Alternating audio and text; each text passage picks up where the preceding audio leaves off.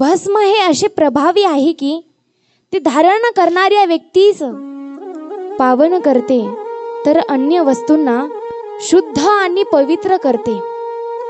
भस्माचे महाभस्म आणि स्वल्प भस्म असे दोन प्रमुख प्रकार आहेत. महाभस्म आणि स्वल्प भस्म असे किती दोन प्रकार आहेत. तर शोर्त, स्मार्त आणि लौकिक असे 3 प्रकार आहेत. तर स्वल्प भस्माचे अनेक प्रकार आहेत. जाबाल उपनिषदात जाबाल ऋषींनी असे सांगून ठेवले की ब्राह्मणांनी वैदिक मंत्राचा जप करून तर इतरांनी शिव नामोच्चारणाचा उच्चार करून भस्म लावावे. भस्म किती पवित्र आहे. ते लावत असताना ते ओले करून घ्यावे आणि ते शरीरावर विविध भागांवर भस्माचे पट्टे ओढावेत. अंगी भस्म धारण करावे आणि कपाळी भस्माचे 3 पट्टे ओढून त्रिपुंड धारण करणे ही शिव भक्ताची दर्शनीय खूण आहे. हे आपण असं लावतो ना, ती शिव भक्ताची आपल्या त्रिपुंड लावणं हे काय खूण आहे. तर जो शिव भक्त हा लौकिकांचा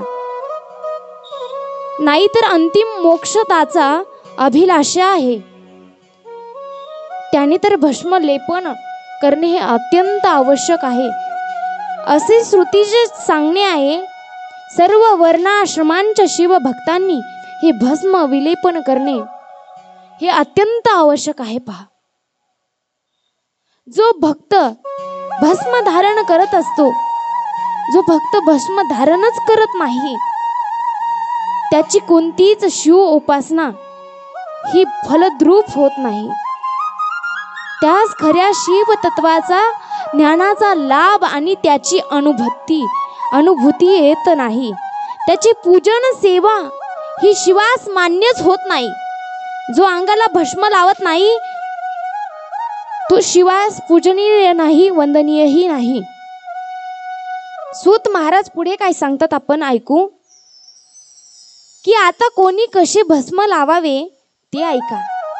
जो ज्ञानी पुरुष आहे त्यांनी त्रायुशेती या मंत्राने शिवाग्नी जनित भस्म हे अंगावर लावावे. मस्तकी त्रिपुंड धारण करावे. भस्मामुळे त्याला पापापासून मुक्ती मिळते. त्रिकाल श्वेत भस्म विलेपन केले असता त्या जीवास सर्व पापांपासून मुक्ती तर मिळतेच, त्याचबरोबर तो शिव पदाचा अधिकारीही होतो. पहा किती मोठं महत्व सांगितले भस्माचं. जर आपण भस्म अंगाला लावलं तर तो शिव पदाचा अधिकारी होतो. ब्राह्मण आणि क्षत्रिय या वर्णाच्या लोकांनी मानस्तोके या मंत्राने भस्म आणि त्रिपुंड धारण करावे. कोणता मंत्र म्हणावा? मानस्तोके. काय म्हणावं? मानस्तोके या मंत्राने भस्म आणि त्रिपुंड धारण करावे. वेशांनी त्र्यंबक या मंत्राने भस्म लावावे. शूद्रांनी नमः शिवाय या पंचाक्षरी मंत्राने भस्म लावावे. ब्रह्मचारी लोकांनी त्र्यंबक या मंत्राने भस्म लावावे. तर वान प्रस्थाश्रमी लोकांनी अघोर या मंत्राने भस्म लावावे. संन्यासी लोकांनी प्रणव मंत्राचा उच्चार करून भस्म लावावं. जी शिव योगी आहेत अशा योग्यांनी ईशान मंत्राने अभिमंत्रित केले भस्म लावावे. ज्यावेळी एखादी व्यक्ती जी आपल्या अंगावर भस्म धारण करते त्यावेळी त्या भस्माचे जेवढे म्हणून कण असतात तेवढी प्रतिकात्मक शिवलिंगी त्यांनी आपल्या अंगी धारण केल्याचे त्यास पुण्य मिळते. त्याने अंगावर भस्म विलेपन केले आहे असा शिवाचा उपासक हा पूजनीय वंदनीय होतो. म्हणून भस्म आपण धारण केलं पाहिजे. शिवाची उपासना करतोय, आराधना करतोय, तर आपण भस्म हे धारण केलं पाहिजे. जो अभागी अंगावर भस्म धारण करीत नाही त्याच्यासारखा दुर्दैवी, अधम, पापी, दुराचारी अन्य कोणीच नाही. अशा भस्म शिवाची निंदा करणाऱ्या दुराचार्याचे चुकूनही तोंड पाहू नये. जो भस्माचा राग करतो त्याचं चुकून तोंड पाहायचं नाही. भस्म धारण करीत नाही किंवा रुद्राक्ष धारण करत नाही त्याच्या घरी अन्न पाणी घेऊ नये. तो घेणाराही त्या अभक्ताच्या संगतीने नकारात जातो. आणि जो शिवभक्त हा कौतुकाने आपल्या अंगावर भस्म लावतो, त्रिपुंड धारण करतो, त्यास उत्तम प्रकारचे आरोग्य, धन, संपदा आणि शिव कृपा प्राप्त होत असते. त्याच अंतकाळी सुसह्य होतो अशा शिवोपासकास, ज्याची जर खरोखरच तेवढी उपासना असेल, प्रबळ उपासना असेल, नामचिंतन असेल, दररोज साधना असेल, तर त्यास घेण्यास अंती शिवलोकीचे विमान येते. पहा, आणि त्या भाग्यवंतास शिव सायुज्य मुक्तीचा लाभ होतो. त्याला शिवलोकी तर नेण्यात येतच, परंतु त्याचा काय होतो? उद्धार होतो आणि शिव सायुज्य मुक्तीचा लाभ होतो. बर, पुढे सूत महाराज काय सांगतात कथा पहा. सूत हे त्यानंतर श्रोतृ वर्गास, श्रोत्यांना सांगतात, अशी ही माहिती देतात की शिव उपासकाने आपल्या ललाटावर किंवा अंगाच्या विविध भागांवर ओढलेल्या भस्माच्या 3 आडव्या रेषांना त्रिपुंड असे म्हणतात. आपण भस्म प्रत्येक ठिकाणी लावतो, त्याला काय म्हणतात? त्रिपुंड असं म्हणतात. मस्तकावर भूमध्य स्थानापासून अंगठ्याने उभी रेषा काढावी. शिव उपासकाने भारी त्रिपुंड धारण करणे हे भूषणास्पद असून ती उपासकास मुक्तिदायक ठरत असते. भस्माच्या 3 रेषेवर प्रत्येकी 9 देवता ह्या निवास करत असतात. किती? 9 देवता ह्या निवास करत असतात. पहिल्या रेषेवरती प्रणवातील अकार, ग्राहत्पत्य, अग्नी, पृथ्वी, धर्म, रजोगुण, ऋग्वेद, क्रियाशक्ती, प्रातस्तवन आणि महादेव या 9 देवता आपल्या त्रिपुंडावर या 3 रेषावरती निवास करत असतात. दुसऱ्या रेषेवर ओंकारातील उकार, दक्षिणाग्नी, आकाश, सत्वगुण, यजुर्वेद, माध्यंदिन, स्तवन, इच्छाशक्ती, अंतरात्मा आणि महेश्वर हा 9 देवता निवास करत असतात. तर तिसऱ्या रेषेवर ओंकारातील मकार, आहवनीय, अग्नी, परमात्मा, तमोगुण, द्युलोक, ज्ञानशक्ती, सामवेद, तृतीय स्तवन आणि शिव ह्या देवता निवास करत असतात. नित्य भाळी त्रिपुंड लावत असताना नकळत सर्व देवतांचे स्मरण केल्याचे पुण्य तर पदरी पडतेच, पण त्या भस्म रूपाने त्या देवतांच्या आपल्या अंगावर होणाऱ्या निवासाने आपला देहही पावन आणि पवित्र होतो.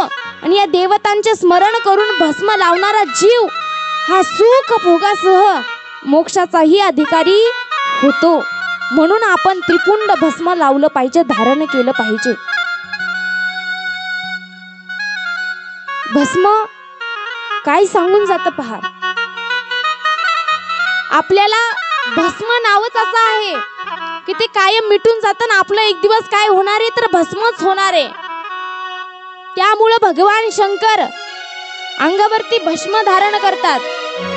शरीराची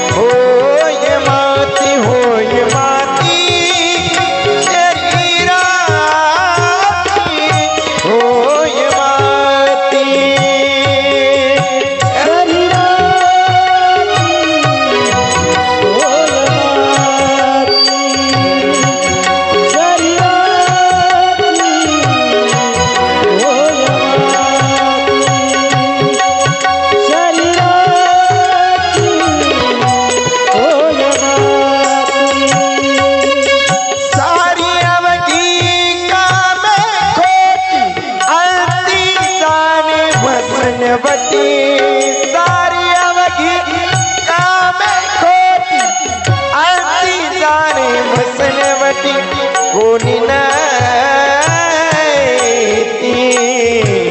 संगती कोणी नाही संगती शरीराची होय माती शरीराची होय माती शरीराची होय माती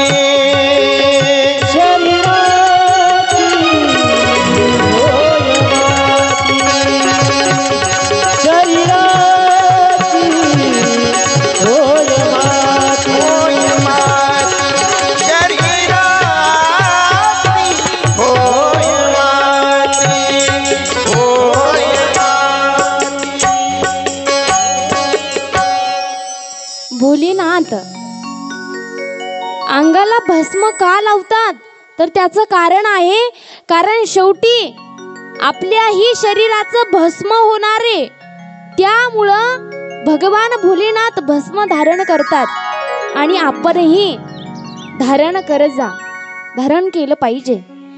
कारण हे आपण त्रिपुंड लावतोय, त्या त्रिपुंडामध्ये 9 देवता निवास करत असतात, त्या आपल्या सोबत असतात, म्हणून भस्म हे लावलं पाहिजे. बरं, तर आज गणेश जयंती आहे, आपण साजरीही केली गणेश जयंती. गणपती बाप्पांचा जन्म दिवस आहे, जन्म अवताराची कथा मी तुम्हाला अगोदर सांगितली होती, पण आता परत मी तुम्हाला सांगते. तर कुमार कार्तिकेयच्या पराक्रमाच्या कथा सांगून सुतजी थोडा वेळ थांबले. कार्तिकेयच्या जन्माच्या पराक्रमाच्या काही कथा सांगितल्या आणि त्या कथा सांगून काय केलं, सुतजी थांबले. आणि तेव्हा श्री शिवपुराण श्रवणासाठी पुढे बसलेल्या शौनकादिक ऋषींच्या मनात आणखी काही कथा श्रवण करण्याची इच्छा निर्माण झाली.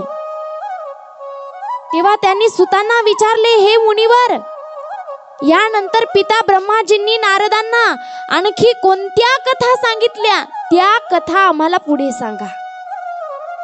तर ती कथा मी तुम्हाला पुढे सांगते. त्यावर सूत म्हणाले की ऋषीवर, त्यानंतर नारदाने पिताजींच्याकडे कुमार कार्तिकेयच्या कथा